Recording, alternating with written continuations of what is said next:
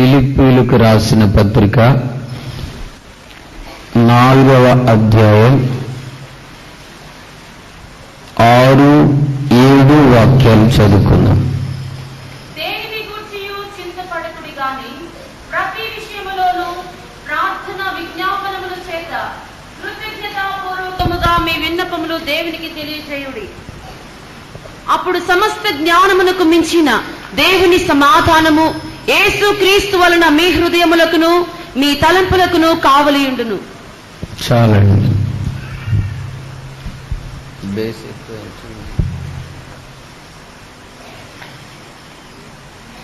దేనిని గూర్చియు చింతపడకుడి కాని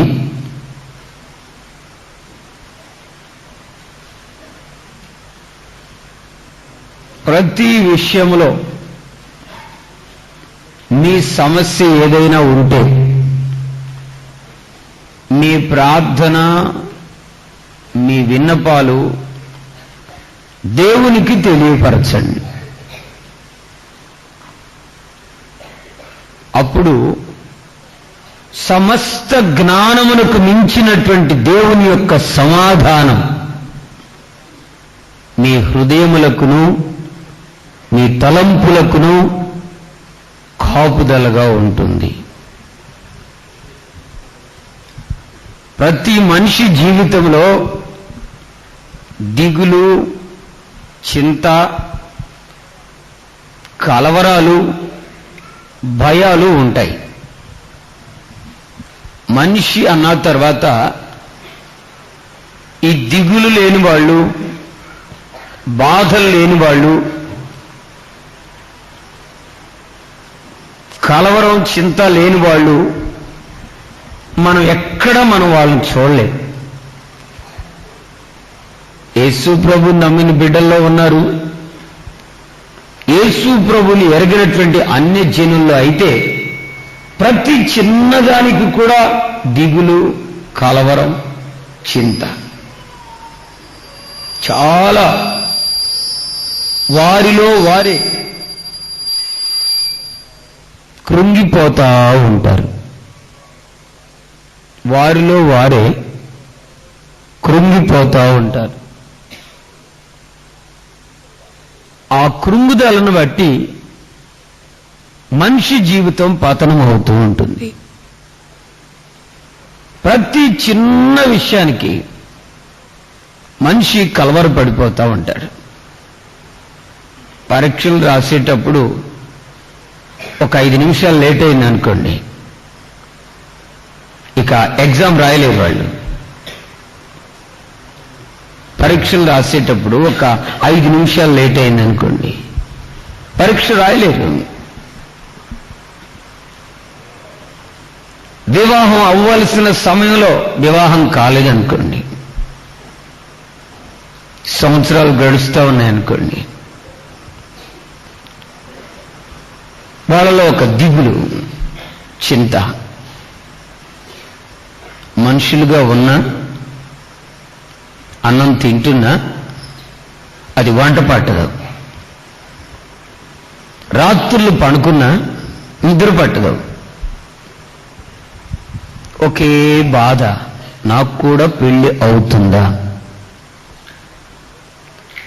తన తోటి వారు ఉద్యోగం వచ్చి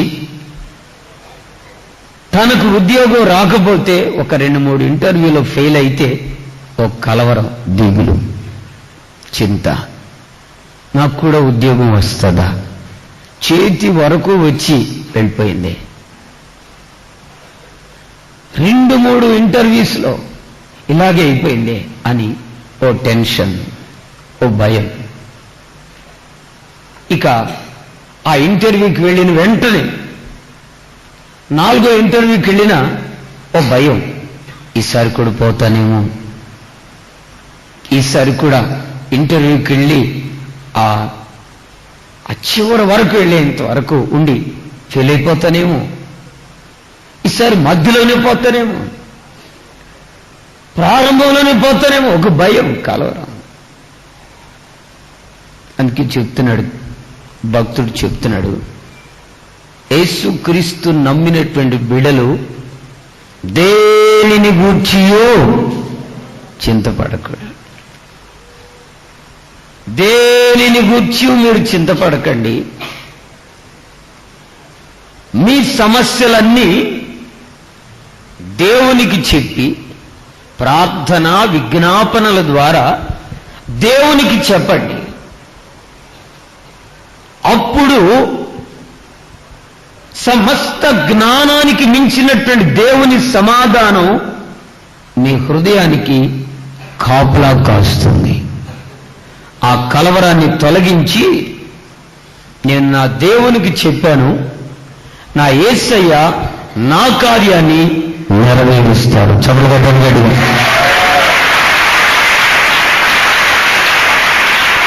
అంటే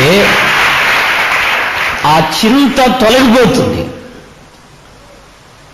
ఆ కలవరం తొలగిపోతుంది, ఆ భయం తొలగిపోతుంది.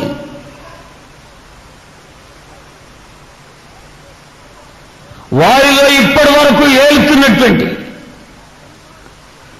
ఆ అనుమానం తొలగిపోతుంది. ఎప్పుడు? మన సమస్యని యేసయ్యతో చెప్పినప్పుడు. మనకు చెప్పుకునేందుకు ఒక దేవుడు ఉన్నారు, మన సమస్యలను తీర్చేందుకు ఒక దేవుడు ఉన్నారు. అందుకే ఫిలిప్పీ సంఘానికి యేసయ్య చెప్తున్నారు, ఆ దైవజనుడు పౌలు చెప్తున్నాడు, ఆత్మచేత ప్రేరేపించబడి చెబుతున్న మాటది, మీరు దేనిని గూర్చియో చింతపడకండి. ఇప్పుడు మన వాళ్ళకి అందరితో పాటు ఇల్లు దొరక్కపోయినా చింతే, అందరితో కలిసి అందరితో ఆ పాటు ఆటో దొరక్కపోయినా కలవరమే. నల్లగా ఉన్న జుట్టు తెల్లబడుతున్నా దిగులే, నల్లగా ఉన్న జుట్టు తెల్లబడుతున్నా దిగులే, జుట్టు రాలిపోతున్నా దిగులే, లావుగా ఉన్న మనిషి సన్నం అవుతున్నా దిగులే, కొంచెం నీరసం వచ్చినా, కొంచెం నీరసంగా ఉన్న, వేసవికాలంలో అందరికీ నీరసంగా ఉంటుంది, కానీ నాకెందుకీ నీరసం వస్తుంది, అందరూ బాగానే ఉన్నారు, కళకళ ఆడుతూ ఉన్నారు, నాకెందుకు నీరసం వచ్చింది, నాకేదో అయినట్టుగానే ఉంది, ఇదేదో చెక్ చేయించుకోవాలని చెప్పేసి వెళ్తే నీ అనుమానానికి తగినట్లుగానే నీ శరీరంలో ఆ రక్త ప్రసరణ జరుగుతూ ఉంటుంది. ఆ టెన్షన్ బట్టి ఆ రక్త ప్రసరణ జరుగుతూ ఉంటుంది. నీ టెన్షన్ అయ్యే కొలది ఆ బ్లడ్ పేపర్ అయిపోతూ ఉంటుంది, ఆ రక్తం కరిగిపోతూ ఉంటుంది, ఆవిరైపోతూ ఉంటుంది. అప్పుడు డాక్టర్ కూడా చూసిన వెంటనే ఏమంటాడంటే, అమ్మ నువ్వేదో సైకలాజికల్గా చాలా బాధపడుతున్నట్టున్నావు, అందుకే నీ శరీరంలో రక్తం తగ్గింది. చూడండి, ఓ చిన్న ఇదిలో నీరసం వచ్చిన వెంటనే ఒక కలవరం మనిషికి. అయితే ప్రభు అంటున్నాడు, మీరు దేనిని గూర్చి చింతపడకుడి. మీ జీవితంలో, మీ కుటుంబంలో, మీ వ్యక్తిగత జీవితాల్లో మీరు ఎదుర్కొంటున్నటువంటి ఎటువంటి సమస్య అయినా సరే దేవునికి ప్రార్థన విజ్ఞాపనల ద్వారా చెప్పండి. వెంటనే మీరు ప్రార్థన చేసిన వెంటనే ప్రభు మీ జీవితంలో కార్యం చేయడు. మొదట మీ హృదయంలో ఉన్న కలవరాన్ని తొలగిస్తాడు.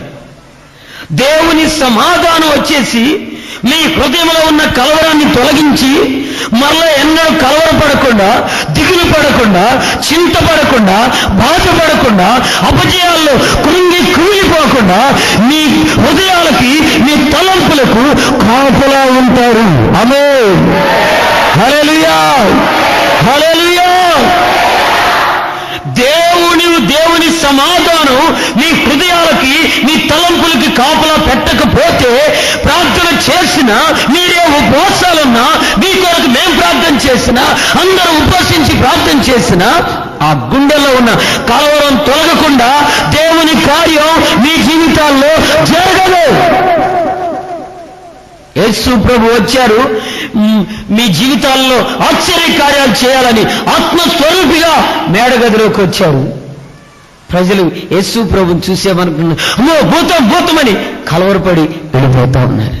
అయితే యేసేమన్నాడు తెలుసా? మీ హృదయాలను కలవరపడనీకండి, మీకు సమాధానం కలుగునుగాక. నేనే. ముందు నేనెవరో చూడండి, నా గాయాలను చూడండి, నేనెవరో చూడండి, మీ మధ్యలో నిలిచిన నేనెవరో చూడండి, మీతో మాట్లాడుతున్నటువంటి నేనెవరో చూడండి. ఎందుకలా కలవరపడుతున్నారు? ఎందుకలా దిగులు పడుతూ ఉన్నారు? మీకు సమాధానం కలుగునుగాక. యేసయ్య చెప్తున్న మాట చూడండి. మొదట వాళ్ళకి సమాధానాన్ని పంపిస్తున్నాడు. వాళ్ళ గుండెల్లో ఉన్నటువంటి కలవరాన్ని తొలగిస్తూ ఉన్నారు యేసయ్య. అప్పుడు సమాధానాన్ని పంపిస్తున్నారు. ఆ తరువాత ఆయన కార్యాలు జరిగించబోతున్నారు. నేను మీతో కూడా ఉంటాను, మీలో ఉంటాను, యుగ సమాప్తి వరకు ఉంటాను, మీరు ఎక్కడికి వెళ్ళినా నేను మీ పక్షాన ఉంటాను అని చెప్పారు. ఆమేన్, హల్లెలూయా. మరి యేసు ప్రభు నమ్మినటువంటి బిడలమి, యేసయ్య దగ్గరకు వచ్చినటువంటి బిడలమైనటువంటి మన హృదయంలో ఉన్నటువంటి కలవరాన్ని బట్టి మనం కృంగిపోయి, మనం ఆత్మహత్య చేసుకునేందుకు, మనం పాపంలో పడేందుకు, మనం చెడలవాట్లో పడేందుకు, మనం ఏదో మోసాలు చేసేందుకు, మనం ఏదో అక్రమైనటువంటి కార్యాలు చేసేందుకు మనం ప్రయత్నాలు చేయకూడదు. ప్రభువు మొదట ఆయన సన్నిధికి వచ్చినటువంటి ప్రజలకి వారు చేసిన ప్రార్థనను బట్టి, వారు చేసిన విజ్ఞాపనను బట్టి మొదట వారి గుండెల్లో సమాధానాన్ని కలుగు చేస్తారు. వారి ఆలోచనల్ని కాపులా పెడతారు. చెడు ఆలోచనలు రాకుండా, చెడు తలంపులు రాకుండా, నీవు కలవరపడొద్దు, నేను కార్యం చేస్తాను. హల్లెలూయా, హల్లెలూయా, హల్లెలూయా. ఆయన కార్యం చేస్తాడు. మనం మౌనంగా ఉండాలి. ఎందుకంటే ప్రార్థన చేశాం, ఆయనకు అప్పగించాం, ప్రభు కార్యం చేస్తారు. అప్పటి వరకు, ఆయన కార్యం చేసేంత వరకు నీవు కలవరపడాల్సిన పని లేదు. ఇక నీ హృదయానికి, నీ తలంపుల్లో ఏ చెడాలు వచ్చినా, వివాహం అవుతుందో కాదో, పిల్లలు పుడతారో పుట్టరో, ఉద్యోగం వస్తుందో రాదు, పరీక్షలో పాస్ అవుతానో లేదో, ఏం చేయాలి పరిస్థితి, జరగకపోతే ఏంటి, జరిగితే ఏంటని చెప్పేసి కలవరపడుతూ భయంకరమైనటువంటి పరిస్థితిలో జీవితాలను పాడు చేసుకోకూడదు. ప్రభు అంటున్నాడు, మీ హృదయాలకు నేను కాపుదలు పెడతాను. 2-3 సంవత్సరాల క్రితం ఈ నందికొట్కూరులో ఒక అమ్మాయి 10th క్లాస్ చదివింది, పరీక్షలు రాసింది. 2 రోజుల తర్వాత పరీక్షలు రిజల్ట్స్ వస్తుందని చెప్పినప్పుడు ఆ అమ్మాయికి ఒక భయం కలిగింది. మంచి బాగా చదివే పాప. తను చదువుతున్నటువంటి ఆ చదువులో ఒకసారి అనుమానం కలిగింది, ఒకవేళ నేను ఫెయిల్ అయితే, జరిగిన సంభవం అని కథ ఏం కాదు, ఒకవేళ నేను ఫెయిల్ అయితే నా పరిస్థితి ఏంటి అని తనలో తానే అనుకుంటా ఉంది. అలా అనుకుంటూ ఉందండి. వాళ్ళ అమ్మ నాన్న ఇక్కడికి వచ్చారు, కర్నూలుకి వచ్చారు, టౌన్కి వచ్చారు. ఇంకా రోజులు గంటలు గడుస్తూ ఉన్నాయి. ఒకవేళ నేను ఫెయిల్ అయితే మా పరిస్థితి ఏంటి? మా నాన్నగారు, మా అమ్మగారు బాగా చదివించారు, డబ్బులు పెట్టారు, ఖర్చు పెట్టి చదివించారు. ఒకవేళ నేను ఫెయిల్ అయితే నా పరిస్థితి ఏంటి, నా పరిస్థితి ఏంటని అలాగే తనలో తాను కృంగిపోతా ఉంది. ఎగ్జామ్స్ రిజల్ట్స్ వస్తాయని కానీ టెన్షన్ పెరిగిపోతా ఉంది. రోజు గడిచింది, 2వ రోజు వచ్చేసింది. తెల్లవారితే రిజల్ట్స్ వస్తాయి. ఏంటి ఒకవేళ నా పరిస్థితి? నేను పాస్ అవుతాను అనుకుంటున్నాను, ఒకవేళ పాస్ కాకపోతే నా పరిస్థితి ఏంటని ఆలోచన చేసుకుని సాయంత్రం 7 గంటల సమయంలో ఉరి పెట్టుకుని చనిపోయిందండి. తెల్లవారి 7 గంటలకి రిజల్ట్స్ వచ్చాయి. ఫస్ట్ క్లాస్లో పాస్ అయింది. ఒక కలవరం, తన గుండెలో పుట్టిన ఒక అనుమానం, ఒక దిగులు, ఒకవేళ నేను ఫెయిల్ అయితే, ఇప్పుడు అదే మనం దేవుని బిడ్డలం అనుకోండి, ఫెయిల్ అయితే అని చెప్పేసి కుమిలిపోతా ఉండకూడదు. యేసయ్య కార్యం చేస్తారు. ఆమేన్. అందుకే చాలా వివరంగా చెప్పాడు, సంఘమా మీరు దేనిని గూర్చి చింతపడకుడి. ఏ విషయమైనా సరే మీరు చింతపడకుడి. మీ సమస్య ఏంటో చెప్పండి. ఈ మందిరంలో మీ విజ్ఞాపన చెప్పండి. మీ ప్రార్థన నేను ఆలకించిన వెంటనే మొదట మీ హృదయానికి, మీ తలంపులకు కాపలా పెడతాను. అంటే మీ హృదయంలో, మీ మనసులో వచ్చే ఆ చెడు ఆలోచనలు అవి మీ జీవితాన్ని నాశనం చేయకుండా, అపవిత్రమైనటువంటి కార్యాలు జీవితాన్ని నాశనం చేసుకోకుండా నేను కాపలా పెడతాను అంటున్నాడు. ఇంకొక విషయం కూడా మీకు చెప్తాను. అదేంటంటే, యేసు ప్రభువుని వెంబడిస్తున్నారు శిష్యులు. ప్రజలు, శిష్యులు అందరూ వెంబడిస్తున్నారు. యేసు ప్రభు ద్వారా చక్కగా యేసు ప్రభు నమ్ముకుని యేసయ్య మార్గంలో నడుస్తూ ఉన్నారు. యేసయ్యని వెంబడిస్తున్నారు. చక్కగా పాటలు పాడుతున్నారు, వాక్యం వింటున్నారు, ప్రార్థనలు చేయించుకుంటున్నారు. యేసు ప్రభు స్వస్థపరితే స్వస్థత పొందుతున్నారు. యేసు ప్రభు ద్వారా అద్భుత కార్యాలు అనుభవిస్తున్నారు. ఎక్కడికి వెళితే వాళ్ళు భోజనం చేసేటట్లుగా శుభ్రంగా ఆయన 5 రొట్టెల్ని 2 చేపల్ని ఆకాశం వైపు కన్నులు ఎత్తుతున్నారు, విరుస్తూ ఉన్నారు. విరిచినప్పుడల్లా వీళ్ళు తృప్తిగా తింటా ఉన్నారు. అబ్బో, చాలా సంతోషంగా ఆనందంగా ఉంది. అయితే యేసు ప్రభుని వెంబడిస్తున్నారు కానీ వాళ్ళ గుండెల్లో ఒక బాధ. ఏంటి? మనం ఇట్లా యేసు ప్రభుని దగ్గరికి వెళ్తున్నాము, మరి మన కుటుంబాలు ఎలా గడుస్తాయి? మన అప్పులు ఎలా తీరుతాయి? మనం ఇల్లు ఎలా సంపాదించుకోవాలి? మన ఉద్యోగం ఎలా సంపాదించుకోవాలి? మనం వస్త్రాలు ఎలా సంపాదించుకోవాలి? ఆస్తిని ఎలా సంపాదించుకోవాలి? పిల్లల కోసం మరి 4 డబ్బులు దాచుకోకపోతే ఎలా? అది చేయకపోతే ఎలా, ఇది చేయకపోతే ఎలా అని అన్య జనుల వలె వీరు కూడా ఏమి తిందామా, ఏమి త్రాగుదామా, ఏమి ధరించుకుందామా, ఏమి కట్టుకుందామా అని చెప్పేసి ఒక చింత, ఒక కలవరం. యేసు ప్రభు వాళ్ళని చూసి ఇదిగో ఏమి తిందుమా, ఏమి త్రాగుదుమా, ఏమి ధరించుకుందామా, పిల్లల పరిస్థితి ఏంటా, పెళ్లిళ్ళు అవ్వాలంటే ఎంత కట్నం దాచుకోవాలా, ఇప్పుడే ఫిక్స్డ్ డిపాజిట్లు చేయాలా, పిల్లల ఫీజులు కట్టాలంటే ఎంత దాచాలి, ఏమంటే ఇల్లు కట్టాలంటే ఎంత దాచాలి, ఫోన్ బిల్ ఎంత, పాల బిల్ ఎంత, ఆ బిల్ ఎంత, ఈ బిల్ ఎంత అని చెప్పేసి వచ్చిన దాన్ని అడుదించి ఇడిచించి మొత్తానికి లెక్కలేసుకుని మీలో మీరే కలవరపడి కుమిలిపోతా ఉండకండి. అన్యజనులు ఇట్లాంటి వాటన్నిటి విషయంలో చింతపడతారు, కలవరపడతారు. మీరు అన్యజనుల వలె ఏమి తిందుమా, ఏమి త్రాగుదుమా, ఏమి ధరించుకుందామా, కుటుంబాలను గురించి, ఆర్థికపరమైనటువంటి పరిస్థితులను గురించి, దేనిని గురించి మీరు చింతపడకుడి. ఇవన్నీ మీకు కావాలనని మీ పరలోకపు తండ్రికి తెలుసు. చదువుతో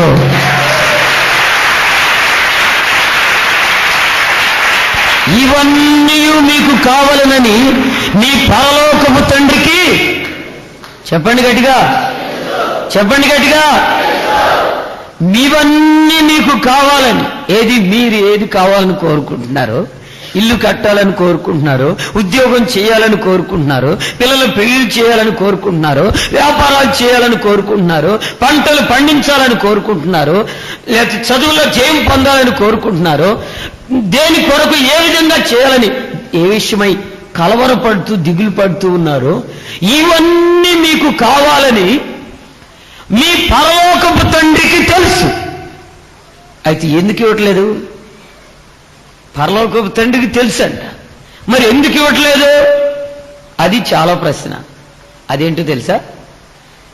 ఆయన మన పరలోకపు తండ్రికి మనకి ఇవ్వాలని తెలుసు, కానీ ఎందుకు ఇవ్వట్లేదంటే మొదట ఆయన నీతిని, రాజ్యమును వెదకాలి. అది చదవండి. మరి ఇప్పుడు చదవండి. మత్తయి సువార్త 6వ అధ్యాయం 33వ వాక్యం అంటుంది. కాబట్టి మీరు ఆయన రాజ్యమును నీతిని మొదట వెదకుడి. నీతిని ఎప్పుడండి? చెప్పండి గట్టిగా. ఆయన రాజ్యమును నీతిని మొదట వెదుకుడి, అప్పుడు అవన్నీ మీకు అనుగ్రహింపబడును. అప్పుడు అవన్నీ. చాలా జాగ్రత్తగా గమనించాలి ఆ వాక్యాలు మీరు. మొదట నా రాజ్యమును నా నీతిని వెదకండి, అప్పుడు అవన్నీ. ఏవి? దేనిని గురించి మీరు చింతపడుతున్నారు, దేనిని గురించి మీరు కలవరపడుతున్నారు, దేనిని గురించి మీరు బాధపడుతూ ఉన్నారు, మీలో మీరే కుమిలిపోతూ కృంగిపోతూ ఉన్నారు, అవన్నీ మీకు అనుగ్రహించవలెనని మీ పరలోకపు తండ్రికి ముందే తెలుసు. మరి ఎందుకు ఇవ్వట్లేదు? నీతిని మొదట వెదకడం లేదు, దేవుని రాజ్యాన్ని మొదట వెదకడం లేదు,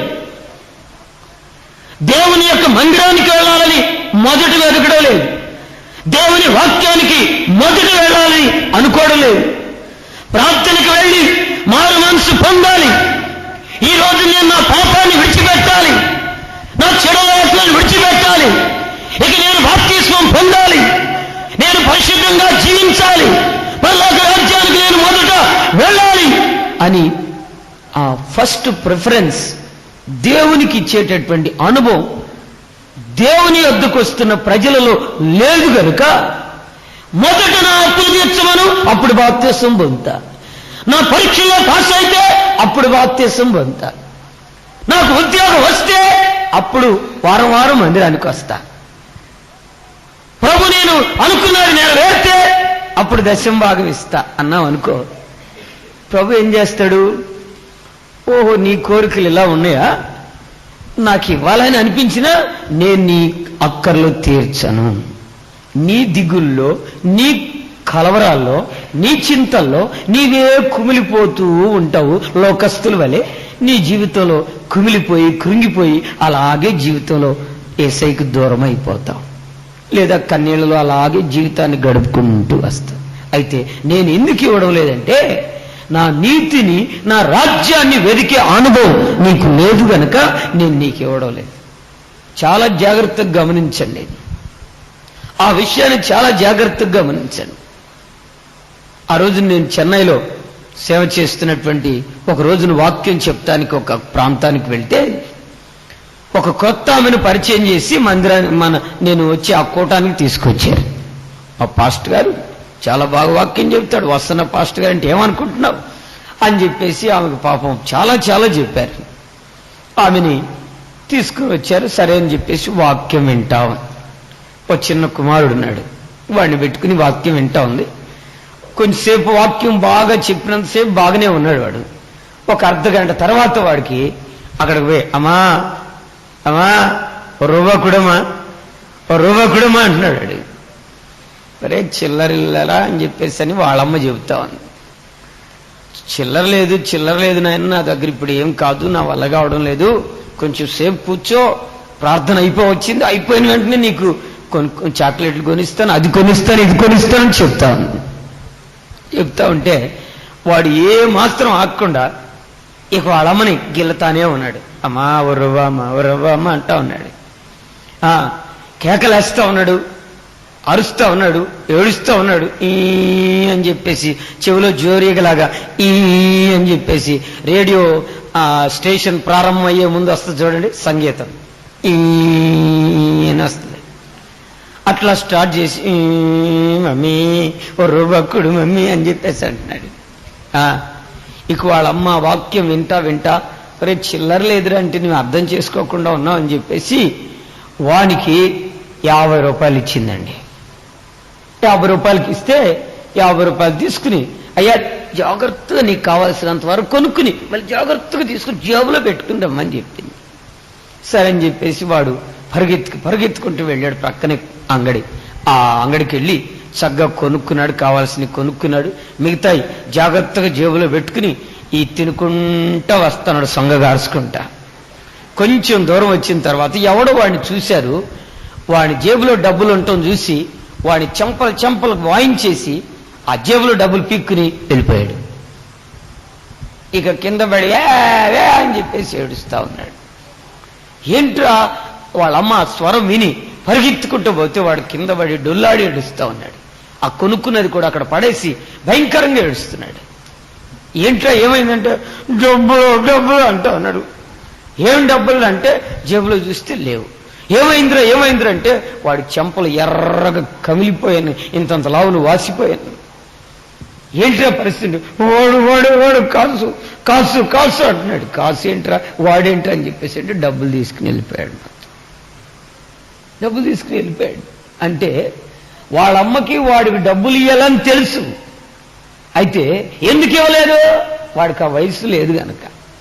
50 రూపాయలు ఇస్తే దాచుకోవడం చేత కాదు గనక, ఇచ్చినా దాన్ని ఆగం చేసుకుంటాడు గనక వాళ్ళ అమ్మగారు వానికి ఎంత గీ పెట్టినా డబ్బులు ఇవ్వలేదు. కొంతమంది పిల్లలు ఉంటారా, డబ్బులు తీసుకున్నారంటే జేబులో పెట్టుకుంటారు, జాగ్రత్తగా జేబులో పెట్టుకుని దాన్ని నాంచి పెడతారు. శుభ్రంగా తెల్లవారేసరికి 3 సార్లు శుభ్రంగా నానిపోయి ఉంటుంది. 3 సార్లు నాని ఉంటుంది. ఉదయం తీసి ఐరన్ చేసిన కంపు బాదు అండి. చూడండి, మీరు ఆలోచన చేసుకోండి. మీ పరలోకపు తండ్రికి అవన్నీ మీకు ఇవ్వాలని తెలుసు, మరి ఎందుకు ఇవ్వలేదు? నీతిని నెరవేర్చగలిగిన అనుభవం మీకుంటే అవన్నీ మీకు అనుగ్రహిస్తారు.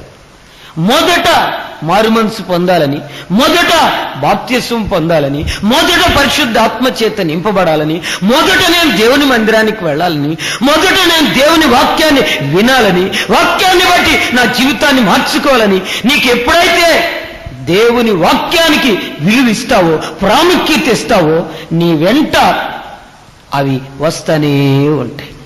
నీ తండ్రికి తెలియకపోవచ్చు నీ పరీక్షల ఫీజు ఎప్పుడు కట్టాలో, ఎట్లా కట్టాలో, ఎంత కట్టాలో. ఒక పిల్లాడు వెళ్ళి అడుగుతున్నాడు, నాన్నగారు ఫస్ట్ వీక్ కల్లా నాకు 5,000 ఫీజు కట్టాలంట అన్నాడు. ఫస్ట్ వీక్ కల్లా నాకు 5,000 ఫీజు కట్టాలంట. వాళ్ళ నానేమన్నాడు, రే ఇప్పుడు చెబుతావేరా, ఇప్పుడు నా దగ్గర డబ్బులు లేవు, అన్నీ అయిపోయాయి, నేను మీ ప్రిన్సిపల్తో మాట్లాడి ఫైన్తో సహా వచ్చే నెలలో కట్టేస్తాలే అని చెబుతున్నాడు. మరి మన పరలోకపు తండ్రి ఎవరో తెలుసా? ఇప్పుడు నువ్వు ప్రార్థన చేసేవనుకో 5,000 రూపాయలు నీకు తీసుకొచ్చి ఇస్తాడు. ఆమేన్, హల్లెలూయా, హల్లెలూయా. ఎప్పుడు నీవు అడిగితే నా దగ్గర లేవు అండి ఆయన. కారణం ఏంటంటే ఆయన సర్వ సంపదల గని. అయితే నీకెందుకు ఇవ్వట్లేదు? మందిరానికా పోదాంలే, బాప్తిస్మా తీసుకుందాలి, వచ్చే నెలలో తీసుకుందాం.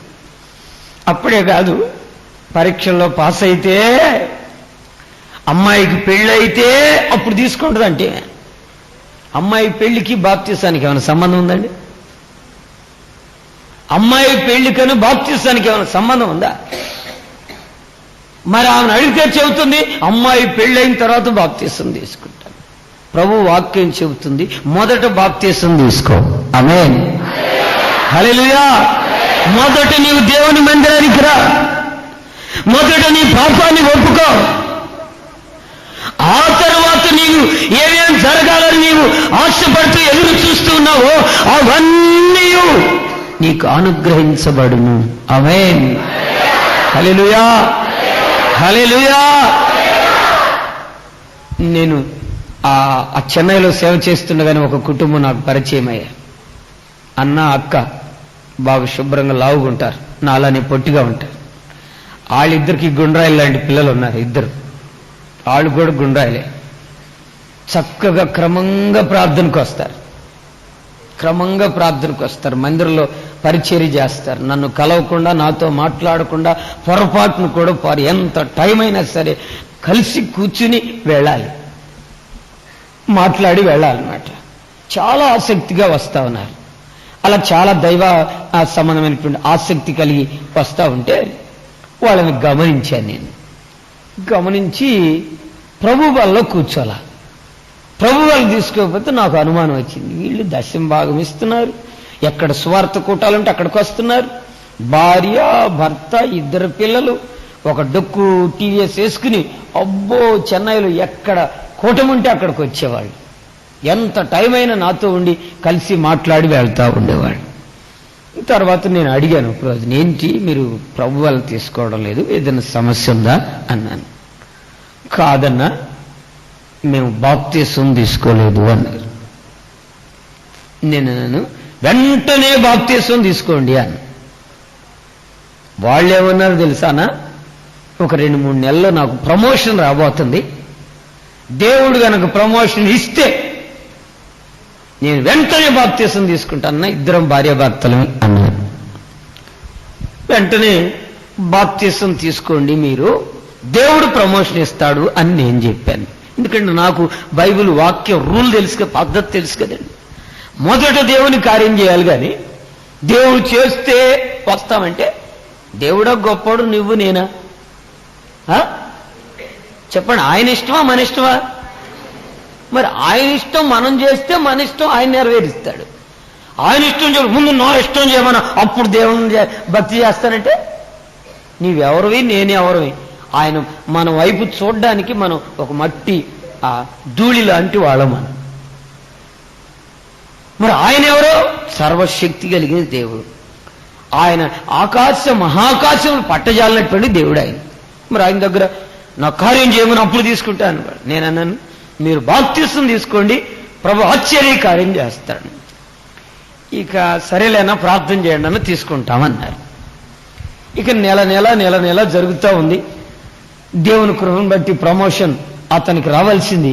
తన ప్రక్కన ఇతను ఇంటర్మీడియట్ చదివి 7 సంవత్సరాలుగా ఆ కేఎంసీలో జాబ్ చేస్తున్నాడు, హాస్పిటల్లో. తనకు రాలేదు ప్రమోషన్.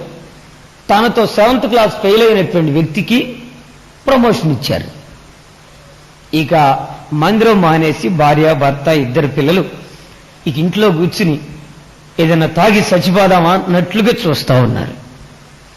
2 రోజులు అయిపోయింది, కూటాలకు ఎక్కడికి రాలేదు, ఫోను చేయలేదు. ఏంటి పరిస్థితి, వీళ్ళు ఎక్కడున్నారు, ఏం చేస్తున్నారు అని చెప్పేసి నేను 3వ రోజు మధ్యాహ్నం వాళ్ళ ఇంటికి వెళ్ళానండి. ఇంటికి వెళ్ళేసరికి నేను వస్తున్నాను తెలుసుకున్న వెంటనే ఇంటికి లోపలికి అడుగు పెట్టానండి. 4 నా దగ్గరికి వచ్చి గట్టిగా పట్టుకునే అని చెప్పేసి ఏడుస్తా ఉన్నారు. అన్నా అని చెప్పేసి ఏడుస్తున్నారు. ఏమైందమ్మా, ఏం జరిగింది, ఏమైనా జరగకూడదు, ఏమైనా జరిగిందా, ఎవరైనా చచ్చిపోయారా, లేకపోతే ఏదైనా యాక్సిడెంట్ జరిగింది, లేకపోతే ఏదైనా ఇంట్లో ఏమైనా ప్రమాదం జరిగింది, ఏదైనా అవమానకరమైన కార్యం జరిగింది, ఎందుకు ఏడుస్తున్నారు అని చెప్పి అంటున్నారు. అందరూ అలాగే ఏడుస్తున్నారు. ఆపండి, కొంచెం ఆపండి, మీ ఏడుపులు మీ కన్నీళ్ళు కొంచెం ఆపండి, చెప్పైనా ఏడవండి, ఏడ్చిన తర్వాత విషయం క్లియర్గా చెప్పండి నాకు అని చెప్పి నేను చెప్పానండి. ఇక తర్వాత ఏడుపాపి విషయం చెప్పారు. ఏంటంటే ప్రమోషన్ పోయిందన్నా, ఆయనకి రావాల్సిన ప్రమోషన్ వేరే వాళ్ళు తీసుకున్నారు. అందుకని దేవుని మందిరానికి రాబుద్ది కాల, ఇక ప్రార్థన లేదు, గీర్తన లేదు అన్నాడు ఆయన. నాకు కూడా ఏం ప్రార్థన లేదు, ఇన్ని సంవత్సరాల నుంచి మనం ప్రార్థనకు పోతుంటే మనకు ప్రమోషన్ ఇవ్వకుండా దేవుడు ఇట్లా అన్యాయం చేశాడు, ఇంకేం ప్రార్థన అని చెప్పేసి ఇక వాళ్ళు చిరుబురు అంటా ఉన్నారు. ఇక అప్పుడు నేను ఆ రోజే చెప్పాను కదా, ఇప్పుడు ఆయన తీసుకోండి, లేకపోతే మీకు అది అవుతుంది ఇది అవుతుంది ఏమనలేదు, ప్రార్థన చేద్దాం, ప్రమోషన్ అంతకన్నా మంచిగా ప్రభు ఇస్తాడు, ఆశ్చర్యకరంగా ప్రభు కార్యం చేస్తాడు అని చెప్పి ప్రార్థన చేసి వాళ్ళలో ఉన్న ఆ కలవరాన్ని తొలగించండి ప్రభు అని ప్రార్థన చేసి వచ్చాను. చక్కగా వారు వాక్యం వింటా ఉన్నారు. 2-3 నెలలు వాక్యం వింటున్నారు, కానీ బాప్తీసం మాత్రం తీసుకోవాలి. ఇలాగే ఒక నెల ఖండితంగా చెప్పానండి. ఇక నా బాధ పడలేక, వాళ్ళు హృదయపూర్వకంగా కాదు, నా బాధ పడలేక, ఎందుకంటే నాతో బాగా క్లోజ్గా ఉంటారు, అన్నను కలవకుండా అక్క వాళ్ళని కలవకుండా పొరపాటును వెళ్ళడం అనమాట, అంత ప్రేమగా ఉంటారు. ఇక అన్న చెప్పిన మాటకైనా సరే ఎలాగైనా సరే బాప్తీసం తీసుకుందామండి అని ఇద్దరు కలిసి తీర్మానం చేసుకుని ఈ నెల ఎలాగైనా సరే మనం బాప్తీసం తీసుకోవాలని వచ్చారు. బాప్తీసం తీసుకున్నారండి. అంతకుముందు ఆయనకి ఆ ఉద్యోగం చేస్తా ఉంటే 1500 రూపాయలు ఇచ్చేవాడు, నెలకి 1500. ఓటీలు చేస్తే ఒక 800 వచ్చాయి. 800, 2300, 2400 సంపాదించేవాడు. వాళ్ళు అద్దెకుంటున్న ఇల్లు 1500 రూపాయలు. 2 పిల్లల్ని సిటీలో చెన్నై పట్టణంలో చదివిస్తున్నారు. 2 పిల్లలు.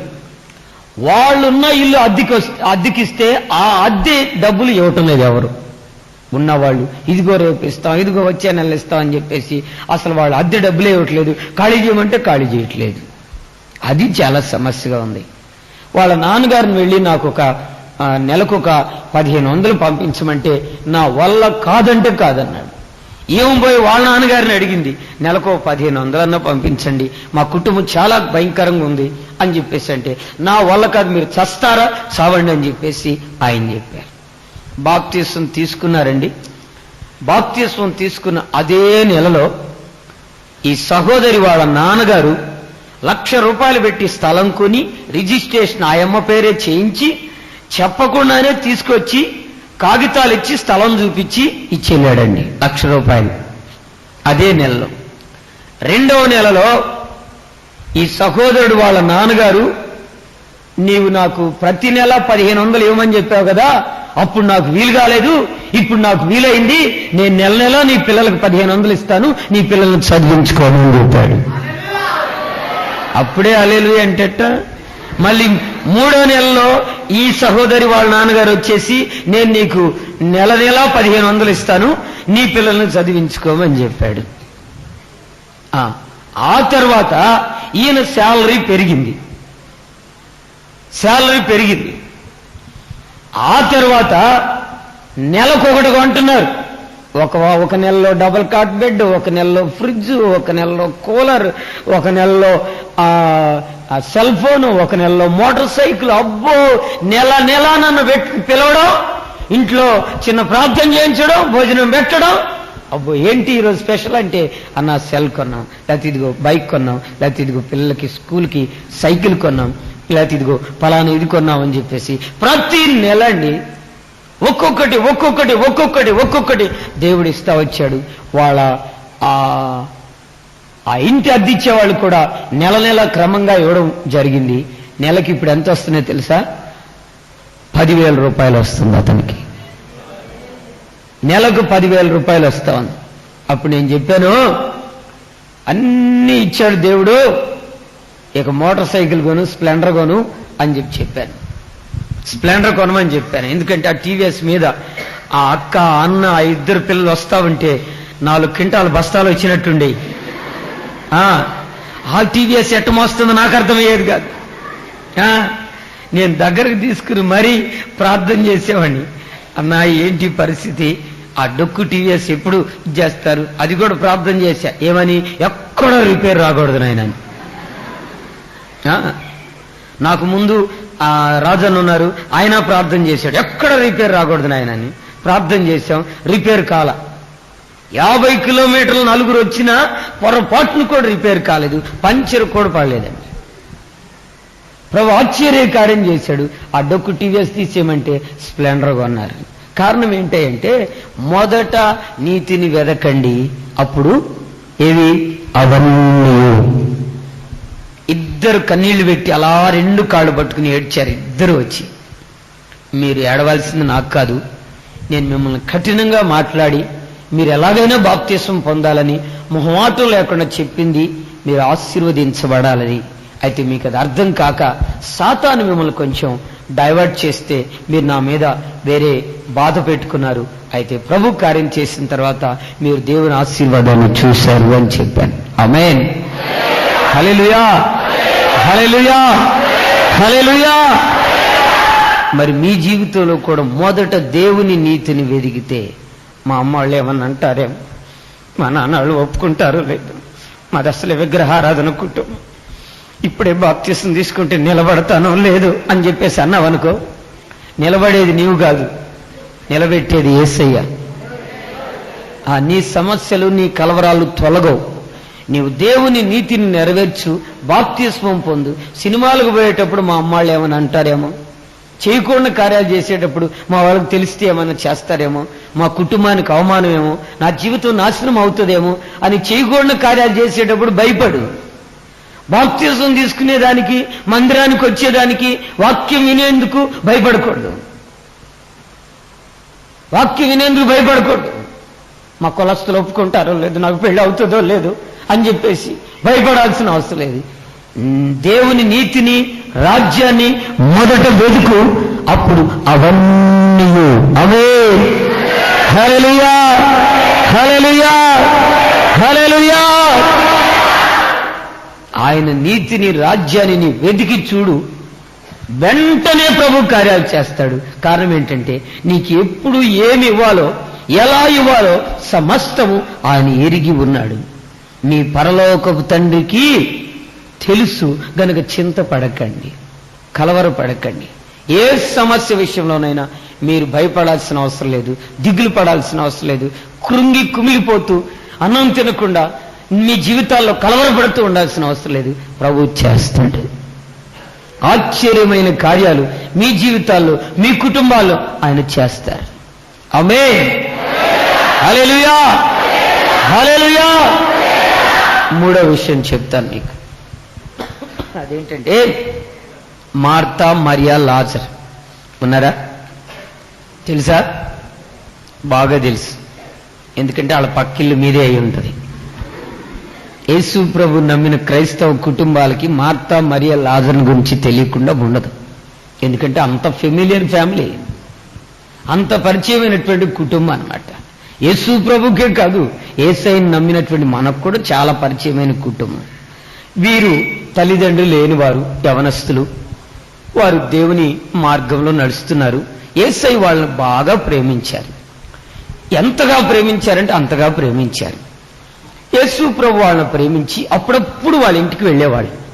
ఆ మార్గంలో వెళ్ళినప్పుడల్లా వారి ఇంటికి వెళ్ళి వారి ఇంట్లో కొంచెం దేవుని మాటలు చెప్పి వాళ్ళు పెట్టినటువంటి భోజన పదార్థాలు తీసుకుని వచ్చేవారు. అలా ఎప్పుడైనా ఇంటికి వెళ్ళండి. ఎప్పుడు వెళ్ళినా లాజరు పొరపాటును కూడా ఉండేవాడు కాదు. మార్తా ఎప్పుడు వెళ్ళినా శ్రీసైన్యం అనిపిస్తా ఉంటది. అదేనండి తిరగమూతలో తాలింపులు, మాడబెడతామో చెమడ పెడతామో ఏదో చేస్తుంది. చిటాపటాలాడుతూ ఉంటుంది. ఆ చిటపటలాడినట్టే ఉంటుంది ఆ ముఖం కూడా. యేసు ప్రభు వస్తే ఎప్పుడు వచ్చినా మరియ మాత్రం యేసు ప్రభు కోసం సిద్ధంగా ఉంటుంది. ఆయన పాదాల యొద్ద కూర్చుని వాక్యం వింటూ ఉంటుంది. అంటే ఇప్పుడు మీలో కూడా లాజర్ లాంటి వాళ్ళు ఉన్నారు, మార్తమ లాంటి వాళ్ళు ఉన్నారు, మరియ లాంటి వాళ్ళు కూడా ఉన్నారు. యేసు ప్రభు ఎప్పుడు వచ్చినా మార్తమ డ్యూటీ ఏందో తెలుసా? హౌస్, ఇంటి పెత్తనం అన్నమాట. ఇంట్లో డబ్బులు లాజర్ తీసుకొస్తే ఆ డబ్బులు తీసుకుని ఇంట్లో అన్నం కూరలు వండి తయారు చేసి పెట్టే బాధ్యత అమ్మది. హౌస్ డ్యూటీ అన్నమాట. మరి అక్కడ ఏందో తెలుసా? అంత అవుట్డోర్ డ్యూటీ. అంగడికి వెళ్ళి రావాలన్నా, కట్లు కొట్టాలన్నా, నీళ్లు తీసుకురావాలన్నా, బట్టలు ఉతకాలన్నా అక్క డ్యూటీ, మరి అక్క డ్యూటీ. లాజర్ అన్న డ్యూటీ ఏందో తెలుసా? ఈటింగ్, తినడం, తిరగడం. పనికి వెళ్తాడా, ఒక 100 రూపాయలు 150 రూపాయలు సంపాదిస్తాడా, ఆ డబ్బులు తీసుకొచ్చి ఒక 100 రూపాయలు ఇస్తాడా, 50 రూపాయలు వాడి కమిషన్. ఎందుకంటే తిరగొద్దు, కర్నూలు చుట్టూ తిరగొద్దండి. కొండారెడ్డి బురుజు, రాజవిహారు, బస్ స్టాండ్, బళార్ చౌరస్తా, సి క్యాంప్ సెంటర్ తిరగొద్దండి. గాడిదలాగా తిరగాలన్నమాట. 4 డబ్బులు సంపాదిస్తున్నాడు కదా, కొంచెం ప్యాంటు చినిగిపోయిన ప్యాంటు వేసి దానికి మాసికలేసి 6 జేబులు పెట్టి దానికి బెల్ట్లు పెట్టి ఏమండి ఇక పిచ్చోడు తిరిగినట్టు తిరుగుతూ ఉండాలన్నమాట. 50 రూపాయలు కమిషన్ ఏడికి 100 రూపాయలు ఇస్తాడు. ఇక పొరపాటును కూడా ఇంటి పట్టున ఉండడం తిరుగుతూ ఉంటాడు. మార్త డ్యూటీ ఇంట్లో డ్యూటీ, అన్నం కూరలో వండాలి. అయితే మరియ డ్యూటీ ఏంటో తెలుసా? ఎన్ని కార్యక్రమాలున్నా తాను ప్రతిరోజు ఏమనుకుంటుందేమో అంటే ఈ రోజున యేసయ్య వస్తారేమో, ఈ రోజున మా ఇంటికి యేసయ్య వస్తారేమో. యేసయ్య మా ఇంటికి వచ్చేసరికి అన్ని పనులు చేసుకుని రెడీగా ఉండాలని, తనకి ఎన్ని పనులు చేసినా పెందల కడ లేవడం, చక్కగా ప్రార్థన చేసుకోవడం, ఆ తర్వాత తనకు అప్పచెప్పిన పనులన్నీ చేసుకోవడం, చక్కగా టయానికి యేసు ప్రభు వస్తారేమని యేసయ్య కోసం ఎదురు చూస్తూ ఉంటుంది. అందువల్లనే యేసయ్య ఎప్పుడు వచ్చినా ఆమె రెడీగా ఉంటుంది. చక్కగా బైబిల్ తీసుకుని యేసయ్య దగ్గర కూర్చుని, ఆయన పాదాల దగ్గర కూర్చుని వాక్యం వింటూ ఉంటుంది.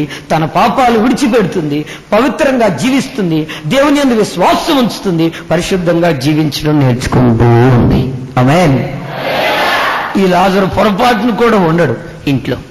పొరపాటును కూడా ఉండండి.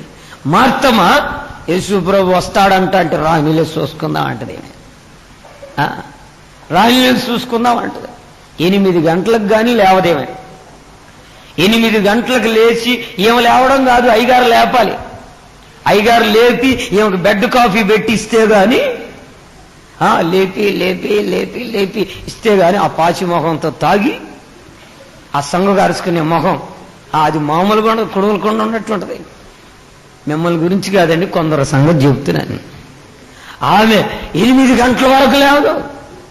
ప్రేమ ఎక్కువ, మరి ఏం చేద్దాం, ఎక్కువ సాగించుకుంటారు కొంతమంది. పొరపాటును కూడా లేవరు. ఒకవేళ లేపినా అప్పుడు స్టార్ట్ చేస్తే ఇక అప్పుడు స్టార్ట్ చేస్తే మార్తమ్మ పనులు అనమాట.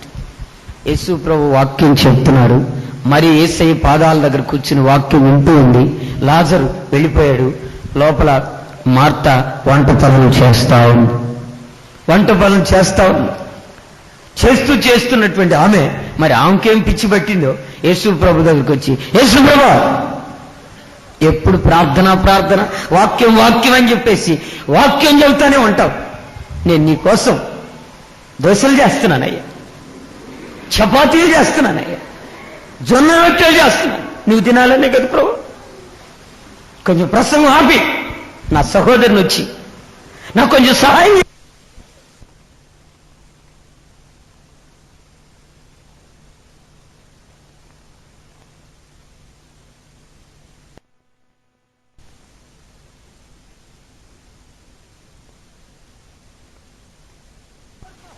నా కొంచెం కూడా సహాయం చేయి ప్రభువా. నీ కొంచెమన్నా బాధ ఉందా, నీ కొంచెమన్నా చింత ఉందా? నా సహోదరు నన్ను విడిచిపెట్టి తన పనులు తను చేసుకుంటూ తిరుగుతుంటే నాకేమాత్రం సహాయం చేయకపోయినా నీ కొంచెమన్నా చింత ఉందా అని యేసు ప్రభు మీద గొడవ పెట్టుకుందండి. ప్రసంగం ఆ ప్రభు అని. అప్పుడు యేసయ్య ఏమన్నారు తెలుసా? మార్తా నీవు అనేకమైనటువంటి పనుల వలన విచారము కలిగి చింతపడుతూ కలవరపడుచున్నావు. మరియా ఉత్తమమైన దానిని ఎన్నుకుంది, అది ఆమె యొద్ద నుండి తీసివేయబడదు. గట్టిగా నీ గుండెల్లో చింతకి కారణం, నీ గుండెల్లో కలవరానికి గల కారణం అనేకమైనటువంటి పనుల వలన, నీలో నీవే కల్పించుకుని చేస్తున్నందువలన నీలో చింత, నీలో కలవరపడుతుంది. నీకు చింత లేదని మరి నన్ను అడుగుతున్నావు. జాగ్రత్త, ఇప్పుడైనా వచ్చి నా పాదాల వద్ద కూర్చుని నా మాటలు విను. అది నీకు అవసరం, అది నీకు ఉత్తమమైంది. అది నీ జీవితాల్లో ఉన్న కలవరాలని, కష్టాలని, కన్నీళ్లను తొలగించి ఆశీర్వాదకరమైన జీవితాన్ని మార్చగలిగింది. కనుక నీవు తొందరపడుతున్నావు. చింత, కలవరాలు తొలగిపోయేటట్లుగా నా పాదాల వద్దకు వచ్చి నా మాటలు విను. మరి ఉత్తమమైన దానిని ఎన్నుకుంది, అది ఆమె యొద్ద నుండి తీసివేయబడదు. ఆమేన్. హల్లెలూయా, హల్లెలూయా. చదవండి లూకా సువార్త 10వ అధ్యాయం. లూకా సువార్త 10వ అధ్యాయం 41, 42. అందుకు ప్రభువు, మార్తా మార్తా, నీవనేకమైన పనులను గూర్చి విచారము కలిగి అనేకమైనటువంటి పనులను గూర్చి విచారము కలిగి తొందరపడుచున్నావు కానీ అవసరమైనది ఒకటే. మరియా ఉత్తమమైన దానిని ఏర్పరచుకొనెను, అది ఆమె యొద్ద నుండి తీసివేయబడదు. ఉత్తమమైన దానిని మరియా ఏర్పరచుకుంది. ఆమెలో కలవరం లేదు. కుటుంబం ఎలా పోషించబడుతుందా అని, ఈ కుటుంబానికి రాబడి ఎలా వస్తుందా అని కానీ, లేకపోతే మా జీవితాలు ఏమవుతాయని కానీ, మా పరిస్థితులు ఏమవుతాయని కానీ, వివాహాలు జరుగుతాయా జరగవా అని కానీ ఏ విధమైనటువంటి కలవరం, బాధ లేదు. కారణం ఏంటంటే యేసయ్య మా పక్షాన ఉన్నారు. యేసయ్య మమ్మల్ని ప్రేమిస్తున్నారు, యేసయ్య మమ్మల్ని వెతుక్కుంటూ వస్తున్నారు, యేసయ్య మాటలు వింటున్నాను, ఆయన మాటలు వింటు ద్వారా విశ్వాసం కలుగుతుంది. దేవుని యందు విశ్వాసం ద్వారా మా కలవరాలు తొలగిపోయి మా జీవితాలు, మా కుటుంబాలు ఆశీర్వాదకరమైన మార్గంలో నడుస్తున్నాయి. అది చాలు. ఆమేన్. హల్లెలూయా, హల్లెలూయా, హల్లెలూయా. నీవు కలవరం ఎందుకు పడుతున్నావంటే యేసయ్య మాటలు వినకుండా, చెప్పుడు మాటలు విన్నంతగా, ఆ ఇంటికి పోయి ఈ ఇంటికి పోయి వ్యవహారాలు పెట్టుకున్నంతగా, ఏమండి అనవసరమైనటువంటి మాటలు పెట్టుకుని ఎక్కడికెక్కడికో పోయి కలవరపడుతున్నంతగా నీవు యేసయ్య మాట వినడం నీకు చేత కాదు. అయితే యేసయ్య మాట వినాలి. నీవు మనుషుల మాట కాదు వినాల్సింది, మనుషుల మాట కాదు నీవు వినాల్సింది. చూడండి, ఆ రోడ్డు మీద సి క్యాంప్ సెంటర్లో ఆ వాళ్ళ జ్యోతిష్కం చేయి చెబుతాడే, ఆడు మాటలు బాగా వింటారు. ఇంకా జాతకాలు చెప్పేవాడు మాటలు బాగా వింటాడు. చిలకం తీసుకుని 4 కార్డులు పెట్టుకుని నీకు ఉన్నది ఉన్నట్లుగా చెబుతా, నీకు ఉద్యోగం ఎప్పుడు వస్తుందో చెబుతా, నీకు పెళ్లి ఎటు నుంచి అవుతుందో చెబుతాను, పిల్లలు ఎట్లా పడతారో చెబుతాను అని చెప్పేసి చెప్తే నోరు తెరుచుకుని అక్కడ పోయి రూపాయి ఇచ్చే ఇంకొకటిది అని చెప్పేసి అడుక్కునేవాడు మాటలు వింటారు కానీ, సోది చెప్పేవాడు మాటలు వింటారు కానీ, భూమి ఆకాశాలు సృష్టించినటువంటి సృష్టికర్త చెప్పే ప్రవచనపు వాక్కులను వినగలిగినటువంటి అనుభవం నీకుంటే నీ గుండెల్లో ఉన్న కలవరాన్ని తొలగించి నీ జీవితానికి నెమ్మదిని, సమాధానాన్ని కలుగు చేస్తారు నా యేసయ్య. ఆమేన్. హల్లెలూయా, హల్లెలూయా. నీ గుండెల్లో ఉన్న కలవరాన్ని తొలగించి నీ జీవితంలో నెమ్మదిని కలుగు చేస్తాయి. ఉత్తమమైన దాన్ని ఏర్పరచుకుంది. అదేంటంటే యేసయ్య పాదాల యొద్ద కూర్చుని ఆయన మాటలు వినడం. నీవు దేవుని పాదాల యొద్ద కూర్చుని నీవు దేవుని మాటలు వినాలి. అప్పుడు నీ జీవితంలో ఉన్న ఆ చింత, కలవరం తొలగిపోతుంది. మరొక్క మాట చెప్పి ముగిస్తానండి. అదేంటంటే యేసు ప్రభు శిష్యులు, యేసు ప్రభు అందరూ కలిసి ఒక పడవలో ప్రయాణం చేస్తా ఉన్నారు. ఆ విధంగా పడవలో ప్రయాణం చేస్తున్నటువంటి సమయంలో యేసు ప్రభు ఆ పడవ అడుగు భాగానికి వెళ్ళి పడుకుని నిద్రపోతున్నారు.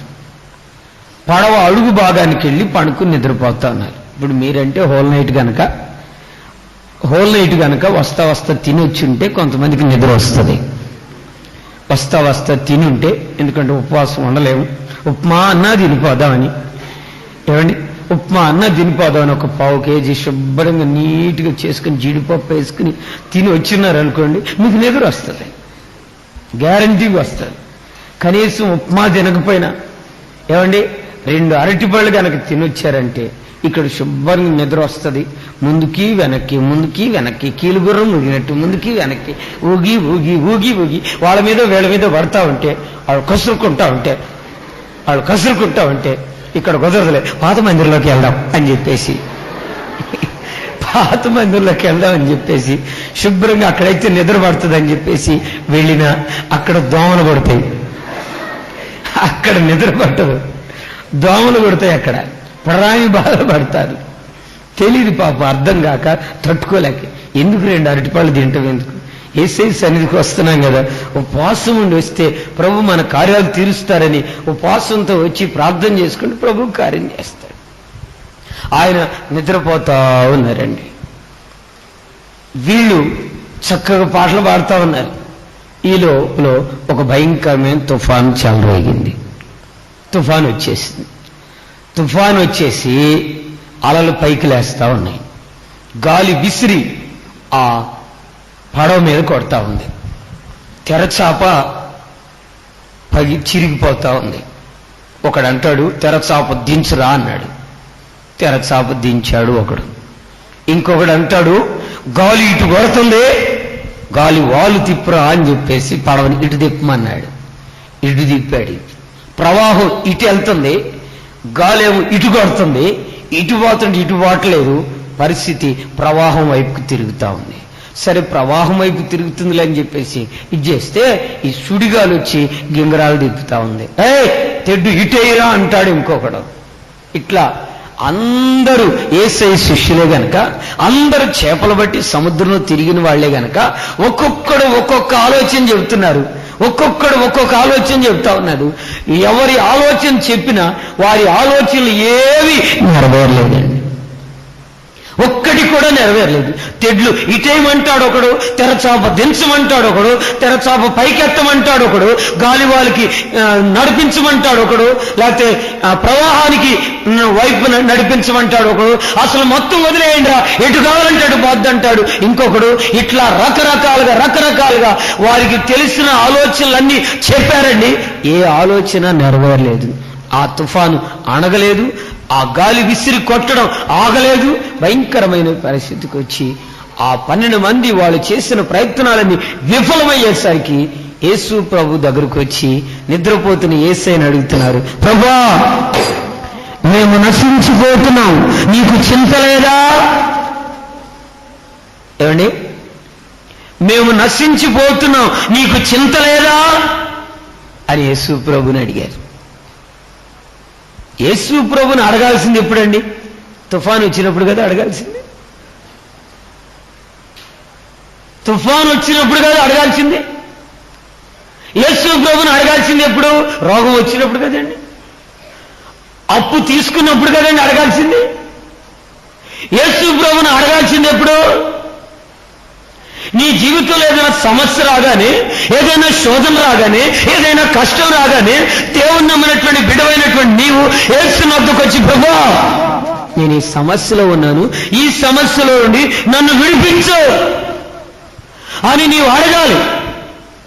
ఇప్పుడు నీ జీవితంలో సమస్య వస్తే నీ సమస్యలోంచి విడుదల పొందేందుకు నీ సొంత ప్రయత్నాలన్నీ చేశావు.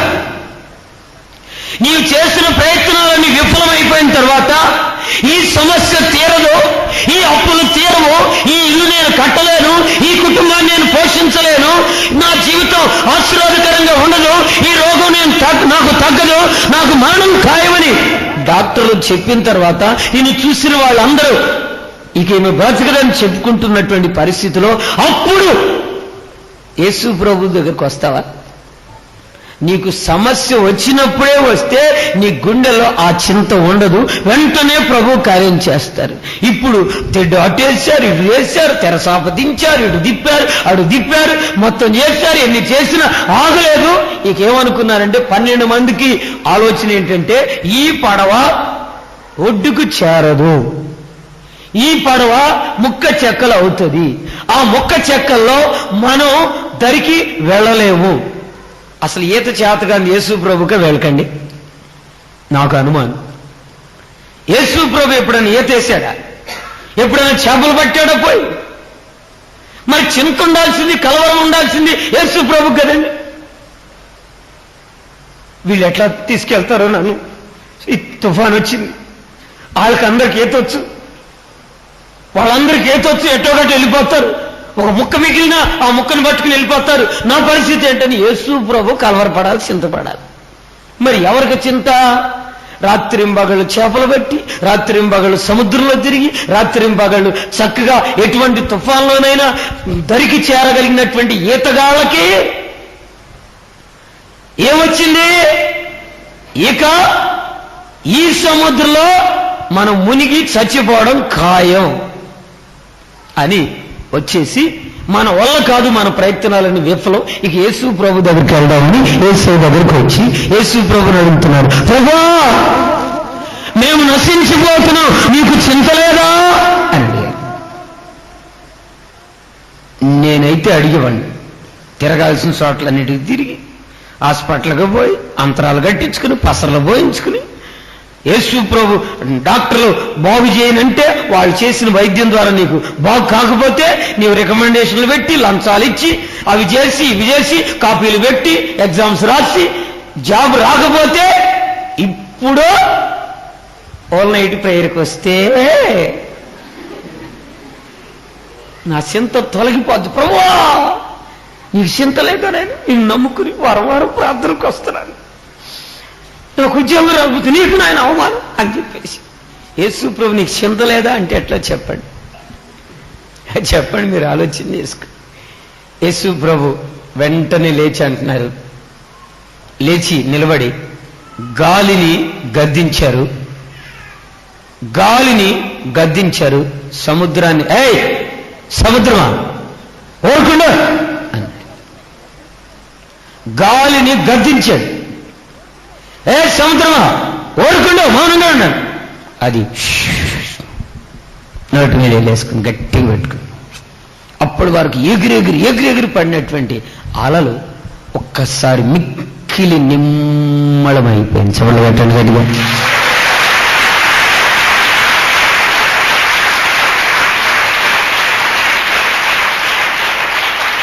యేసయ్య ఆ గాలిని గద్దించారు, ఆ సముద్రాన్ని ఊరకుండని చెప్పారు. అసలు గాలిని సముద్రాన్ని కాదు అణిచింది యేసయ్య. వాళ్ళ గుండెల్లో ఒక తుఫాన్ చెలరేగుతుంది. ఇక మనం బతకము. ఈ సముద్రంలో ఈ పడవలో నుండి మనం ఒడ్డుకి చేరలేము. ఇదేదో భయంకరమైన పరిస్థితి అయ్యేట్టుగానే ఉంది. ఇక మనం చేసే ప్రయత్నాలన్నీ వ్యర్థమైపోతున్నాయి. ఏదైనా చేయాలంటే యేసు ప్రభువే చేయాలని చెప్పేసి యేసయ్య దగ్గరికి వెళ్ళారు. వాళ్ళ గుండెల్లో తుఫాను రేగి అలలు కొట్టి ఆ పడవ మునగలేదు, ఒక చెక్కన్నా ఓడలేదు, నిద్రపోతున్న యేసు ప్రభువన్న లేవలేదు, ఏమీ కాలేదు. అలా ఎగురుతూ ఉండగానే వీళ్ళ గుండెల్లో తుఫాను ఇంకా ఎక్కువైపోయి, ప్రభువా ఈ తుఫాను మమ్మల్ని చంపేసేటట్టుకుంది అని చెప్పేసి కలవరానికి వచ్చేసారు. ఇప్పుడు చాలా మంది జీవితంలో ఇట్లాంటి కలవరాలు.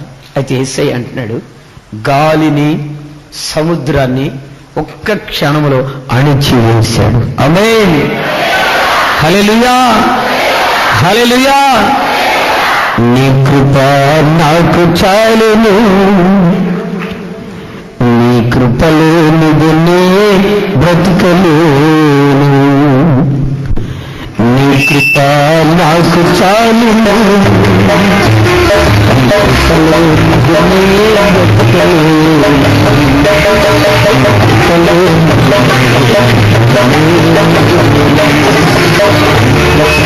నాకు చాలును, అద్భుతం కాలే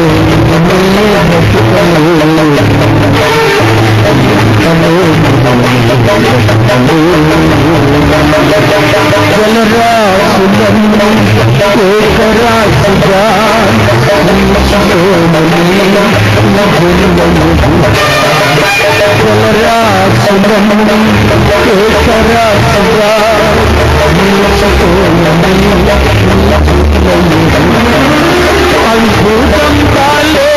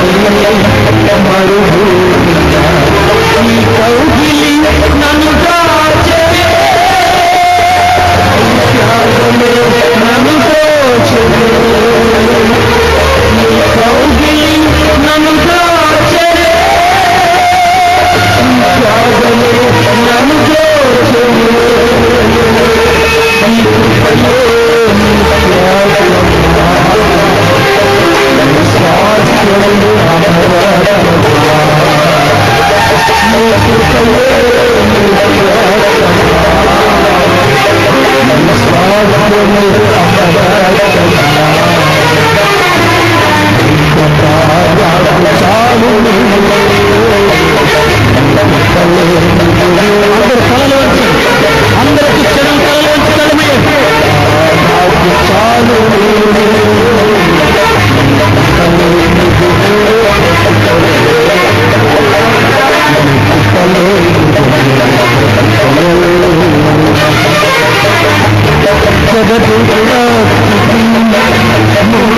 హృదయాలే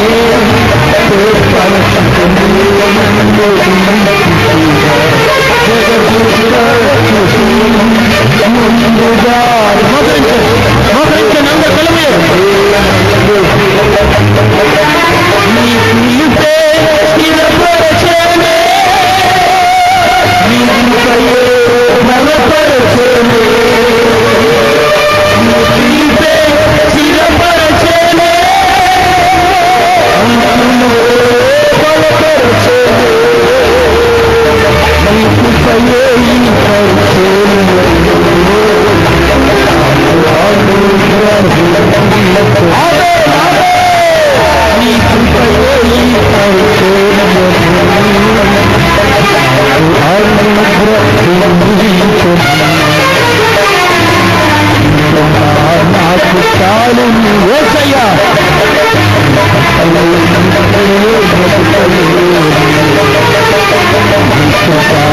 నాకు చాలు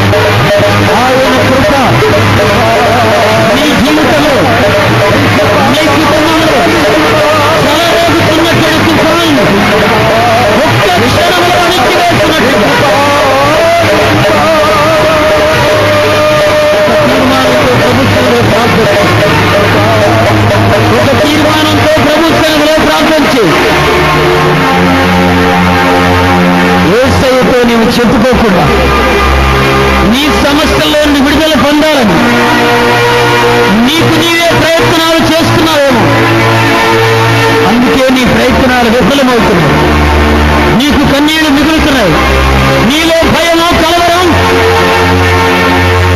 నీలో చింత దిగులు నిన్ను పట్టి పిలుస్తుంది. ఈ తుఫాను అనగదేమో, ఈ తుఫానులో నా పడవ కొట్టుకుని పోతుందేమో, నేను కూడా మునిగిపోతానేమో, నేను ఇక దరికి చేరలేనేమో, నీలో భయపడుతూ కలవరపడుతున్నావు. రాత్రి ప్రభు నీతో మాట్లాడుతున్నాడు. ఆయన లేచి గాలిని సముద్రాన్ని గతించిన వెంటనే అవి అణిగిపోయావు. గాలి అణిగిపోయి సముద్రం మిక్కిలి నిమ్మడమైపోయింది. సముద్రం కంటే గొప్పది కాదు నీ సమస్య, తుఫాను కంటే గొప్పది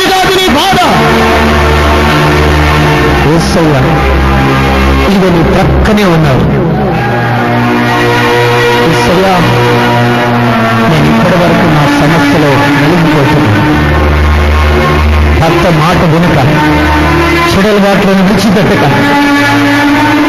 జీవితంలో ఎన్నోసార్లు విరక్తి చెందండి. కుటుంబంలో సమాధానం లేక ఎన్నోసార్లు మరణం కోసం ఎదురు చూశాను. ఈ అప్పులు తీరవని నా జీవితంలో కుమిలిపోతున్నాను. ఎన్నో నిద్రలేని రాత్రులు గడిపాను. నా జీవితంలో చేయమలేక నేను చేసే ప్రతి పనిలో విఫలమవుతూ ఉండడం, ఒకదాన్ని చూసి అలా కుమిలిపోతూ ఉన్నాను. ఆ తుఫాన్ని అణిచివేయండి. ఇప్పటి వరకు నా సొంత ప్రయత్నాలు నేను చేసుకుంటూ విస్తారమైన పనుల్లో నేను చింతపడుతూ కలవరపడుతూ ఉన్నానయ్యా. మార్తవలే ఇక నుండి నేను మరియవలే నీ పాదాల యొక్కకు వచ్చి నీ వాక్యాన్ని విని నీ వాక్యం ద్వారా ఆత్మబలం పొంది సంతోషంగా జయముతో జీవించినట్టు నా జీవితంలో కార్యం చేయండి అని చిన్న ప్రార్థన చేసుకో. ప్రార్థనకు వస్తున్నాను, కానీ ఎప్పుడు అప్పులు తీరాలి, రోగం తగ్గాలి, శ్రమలు తొలగాలి, సంతోషం కలగాలి, సంతానం కలగాలి, వివాహం జరగాలి, పరీక్షలో జయం కలగాలి, ఉద్యోగం రావాలి, వ్యాపారాలు వర్ధిల్లాలని చీటీలు రాసిస్తున్నాను, కానీ మారు మనసు పొందట్లేదయ్యా, బాప్తిస్మం పొందట్లేదయ్యా, పవిత్రంగా జీవించాలని ఆశపడట్లేదు ప్రభా. యేసయ్యా, ఇక నుండి నేను మీ వాక్యానుసారంగా జీవిస్తాను.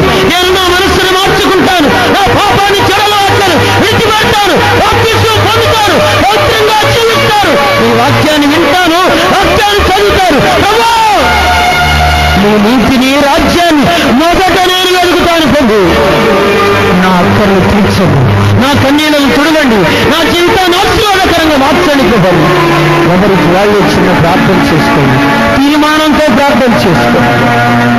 మీరు దేనిని గుర్చి చింతపడకూడదు, మీ సమస్యలను ప్రార్థన విజ్ఞాపనల ద్వారా దేవునికి చెప్పండి.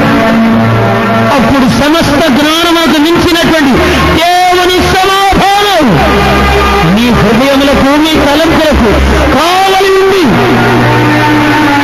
మీరు కుమిలిపోకుండా, మీరు చింతపడుతూ, కలవరపడుతూ, దిగులు పడుతూ, జీవితంలో నలిగిపోకుండా, నాశనమైపోకుండా ఆయన కోపదలు మీరు కలుగు చేసి ఆశ్చర్యకరమైన కార్యాలతో మిమ్మల్ని విడిపించి ఆశీర్వాదకరమైన మార్గంలో నడిపించాలని యేసయ్య ఎదురు చూస్తున్నది. ఒక తీర్మానంతో ప్రార్థించి తుఫానుని అణిచివేసే దేవుడు యేసయ్య, తుఫానుని గద్దించిన యేసయ్య, నీకు ఎప్పుడు ఏమి కావాలో నీ పరలోకపు తండ్రికి బాగా తెలుసు. ఇవన్నీ మీకు కావాలనని నీ పరలోకపు తండ్రికి తెలుసు. మొదట నా రాజ్యమును నీతిని వెతకండి, అప్పుడు అవన్నీ మీకు అనుగ్రహించండి. ప్రభుని అడగండి, యేసయ్య నా అక్కర్లు తీర్చండి, నేను మీ నీతిని రాజ్యాన్ని వెతుకుతాను ప్రభు. నా అక్కర్లు తీర్చి నా కన్నీళ్లను తుడవండి, నా జీవితాన్ని ఆశీర్వాదకరంగా మార్చండి. చిన్న ప్రార్థన చేసుకోవచ్చు. ఇప్పుడే ఒక తీర్మానం మీలో రావాలి. ఇప్పటి వరకు నీ జీవితంలో అనుభవిస్తున్నటువంటి ఆ కలవరం, ఆ దిగులు, ఆ కన్నీళ్లు, ఆ చింత, ఆ భయము, అనుమానం తొలగిపోవాలి. ప్రభు ఆశ్చర్యమైన కార్యం జీవితంలో చేయాలని ఎదురు చూస్తున్నారు. ప్రభు నడుగు, ఇక నేను మీ నీతిని నెరవేరుస్తానయ్యా, నీకే నా సమస్య చెప్పుకుంటానయ్యా, నీ పాదాల యొక్క కూర్చుని వాక్యం వింటానయ్యా, నా సొంత ప్రయత్నాలు మాని నీతో చెప్పుకుంటాను ప్రభా. తుఫాన్ని అణిచివేయండి ప్రభాని. చిన్న ప్రార్థన చేసుకోండి. నేను మీ కొరకు ప్రార్థన చేయబోతున్నాను. ప్రభు మీ జీవితంలో కార్యాలు చేయబోతున్నాను. పరిశుద్ధుడు అయిన తండ్రి, ప్రేమ స్వరూపి, మీ ఘనమైన పాదాలకు వందనాలు, స్తుతులు, స్తోత్రాలు చెల్లిస్తున్నాం ప్రభువా. ఎన్నో కలవరాల చేత, విచారాల చేత మా జీవితాలు ఏమైపోతాయో అది తెలియని పరిస్థితిలో ఎంతో కృంగిపోతూ నీ మందిరంలో అడుగు పెట్టుకుని ఉండగా అయ్యా మీ దాసుల్ని నిలవబెట్టి మమ్మల్ని ధైర్యపరిచినందుకు మీకు వేల కొలదిగా స్తోత్రాలు చెల్లిస్తున్నాం. కన్నీటిని రాజ్యంగా మార్చారు. ఎంతో మంది జీవితం మీద విరక్తి కలిగి పరీక్షల్లో పాస్ అవుతానో లేదో, ఒక ఉన్నతమైన అనుభవంలోనికి ఎదగలుగుతారో లేదో, కుటుంబంలో గౌరవం కలిగిన వ్యక్తిగా జీవించగలరో లేదో అని అనేకమైన కలవరాల చేత, విచారాల చేత, కష్టాలు తీరవు, అప్పులు తీరవని ఎంతో బాధల చేత, కన్నీళ్ల చేత, రోగాల చేత, వ్యాధుల చేత, భయంకరమైన పరిస్థితుల చేత ఈ సన్నిధికి వచ్చిన విడవద్దు. వీరి రాత్రి ఒక ప్రత్యేకమైన రీతిలో మీరు మాట్లాడినందుకు మీకు స్తోత్రాలు చెల్లిస్తున్నాము తండ్రి. అయ్యా మీ రాజ్యాన్ని వెతక్కుండా, నీ నీతిని వెతక్కుండా అయ్యా లోకంలో ఎన్నో పరిస్థితులు వెతికారు, రకరకాలుగా తిరిగారు తండ్రి. ఈ రోజు రాత్రి మీరు తెలియజేశారు, మొదట మీ నీతిని వెతికితే మాకు కావాల్సింది అని మీరు అనుగ్రహిస్తారని వాగ్దానం చేశారు. ఈ రోజు మేమైనా ఈ సన్నిధిలో మేము తీర్మానం చేసుకుంటున్నాం, ప్రార్థన చేసుకుంటున్నాం, కన్నీళ్లు కారుస్తున్నాం, మా గుండెలు ప్రార్థన చేసుకుంటున్నాం, మీకు బలపెడుతున్నాం. మా ప్రార్థన మీరు ఆలకించి సమస్తాన్ని మాకు అనుగ్రహించండి ప్రభువా. కన్నీళ్లు కార్చిన ప్రతి ఒక బిడ్డ కన్నీటిని మీరు నాట్యముగా మార్చి అయినా వారు కోరిన విధంగా చదువుల్లో విజయాన్ని ప్రసాదించండి, ఉద్యోగాలలో మీరు సహాయం చేయండి, వివాహ విషయాల్లో కార్యము చేయండి, అప్పుల నుండి విడుదల కలుగు చేయండి, వ్యాధి బాధల నుండి విడుదల కలుగు చేయండి, ఉన్నతమైన అనుభవానికి తీసుకురాని బ్రహ్మ ఆత్మీయంగా బలపరచండి. అయ్యా మీలో ఎదగలేరని, అయ్యా మీలో జీవింపలేరని ఎంతో కృంగిపోతూ మీ రాజ్యానికి, మీ నీతికి దూరమై బాప్తిస్మాలు తీసుకోకుండా కృంగిపోతున్న వారితో ఈ రాత్రి మీరు మాట్లాడారు. అందుకు స్తోత్రాలు చెల్లిస్తున్నావు ప్రభువా. అయ్యా మీకు వందనాలు చెల్లిస్తున్నాం. జీవితంలో నాశనం చేసే తుఫాలు ఎన్నో లెగిసాయి అయ్యా. జీవితంలో నాశనాన్ని కలుగు చేసే సముద్రపు అలలు, కెరటాలు పైకి లేచాయి. అయితే నజరేయుడైన యేసుగా అయ్యా సర్వశక్తిమంతుడైన దేవుడిగా ఈ రాత్రి మా మధ్యలోనికి దిగి వచ్చి మా జీవితాల్లో ఉన్న తుఫాలను అణచడానికి, అయ్యా చింత కలిగి జీవిస్తున్న మా చింతను తీసివేయడానికి రాత్రి మీరు దిగి వచ్చి ఒక ప్రత్యేకమైన రీతిలో అయ్యా మీ రాష్ట్రాలను నిలవబెట్టుకుని మాతో ప్రత్యేకంగా మాట్లాడి బలపరిచి జీవితం మీద ఆశలు పుట్టించి పరలోక రాజ్యానికి వారసులుగా మార్చబడే అనుభవాలకి నడిపిస్తూ అయ్యా ఈ రాజ్యాన్ని వెతికే వారిగా, అయ్యా నీ కొరకు జీవించే వ్యక్తులుగా మా జీవితాన్ని మారుస్తున్నందుకు మీకు వందనాలు చెల్లిస్తున్నాను అయ్యా. కృప వెంబడి కృప అనుగ్రహిస్తున్నందుకు కృతజ్ఞతాస్తుతులు చెల్లిస్తున్నాము. ఈ వాక్యులు బోధించిన మీద అవసరం ఇక్కడ బలపరిచి అభిషేకించి వాడుకోండి. నీ మాటలు విన్న ఈ ప్రజలందరినీ, ఇక్కడ ఉన్న ప్రతి ఒక్కరిని అయ్యా మీరు రాత్రి వాళ్ళ హృదయాలకి కావలిగా, సమాధానకర్తగా, అయ్యా న్యాయాధిపతిగా ఉంటున్నందుకు నీకు వందనాలు చెల్లిస్తుంది. మా కన్నీటిని నాట్యంగా మార్చి బలపరిచినందుకు నీ కృతజ్ఞత అర్పణలు చెల్లిస్తూ యేసు నామములో అడిగి వేడుకొనుచున్నాము తండ్రి.